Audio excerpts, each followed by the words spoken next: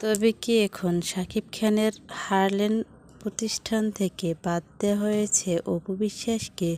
অপু বিশ্বাসের জায়গায় এখন নেওয়া হয়েছে পূজা চেরিকে। এখন সেজন্যই কি অপু বিশ্বাসকে এখন আর হারলেনের কোনো অনুষ্ঠানে দেখা যায় না, এমনই কথা ভেসে বেড়াচ্ছে।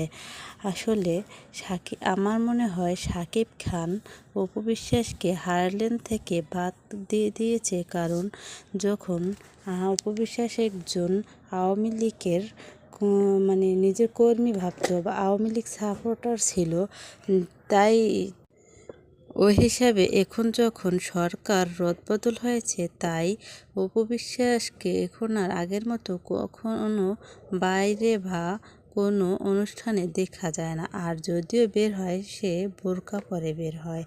আর এমনও শোনা গেছে শাকিব খানের পরিবারের সাথেও অপু বিশ্বাসের দূরত্ব বেড়ে গেছে। সেই কারণেও হতে পারে শাকিব খান তাকে অপু বিশ্বাসকে তার হারলেন প্রতিষ্ঠান থেকে বাদ দিয়ে দিয়েছে, আর সেই জায়গায় নিয়েছে পূজা চেরিকে।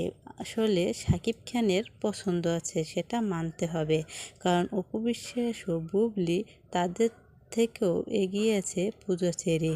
হ্যাঁ, সেই জন্যই হয়তো পূজা চেরিকে শাকিব খান তার হারলেনের মেম্বারশিপ করেছেন, এবং বিভিন্ন অনুষ্ঠানে দেখা যায় পূজা চেরি সেখানে উপস্থিত আছেন এবং বিভিন্নভাবে তাকে প্রেজেন্ট করা হয়।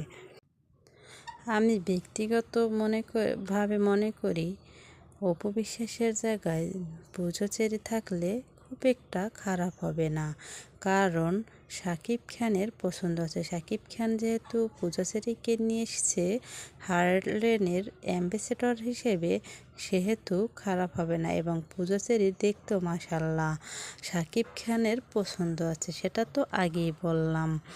আর পূজা চেরি, আপনাকেও বলি, যেহেতু আপনার সাথে শাকিব খানের একটা গুঞ্জন উঠেছিল, আশা করি ওই গুঞ্জন আপনি আপনার দিক থেকে মানে এমনভাবে চলাফেরা করবেন বা থাকবেন যে ওই গুঞ্জনের কথা আবার পুনরায় যেন সামনে না আসে।